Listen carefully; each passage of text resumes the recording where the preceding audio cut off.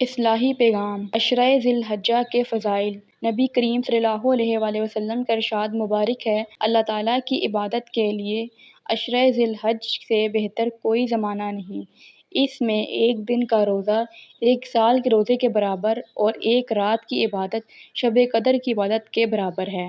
قرآن کریم میں ارشاد باری تعالیٰ ہے، قرآن مجید میں سورہ فجر میں اللہ تعالیٰ نے 10 راتوں کی قسم کھائی ہے، اور وہ 10 راتیں جمہور کے قول کے مطابق یہی عشرہ ذی الحجہ کی راتیں ہیں۔ خصوصاً 9ویں ذی الحج کا روزہ رکھنا ایک سال گزشتہ اور ایک سال آئندہ کے گناہوں کا کفارہ ہے، اور عید کی رات میں بیدار رہ کر عبادت میں مشغول رہنا بڑی فضیلت اور ثواب کا موجب ہے۔ دعا ہے کہ اللہ تعالیٰ ہم سب کو اس پر عمل کرنے کی توفیق عطا فرمائے، آمین۔ اگر آپ اسی طرح کی احادیث اور اذکار میں شامل رہنا چاہتے ہیں تو اسلامک سوچ کو سبسکرائب کریں، اور ویڈیو کو صدقہ جاریہ کے طور پہ آگے لازمی شیئر کیا کریں، اور حوصلہ افزائی کے لیے لائک ضرور کر دیا کریں۔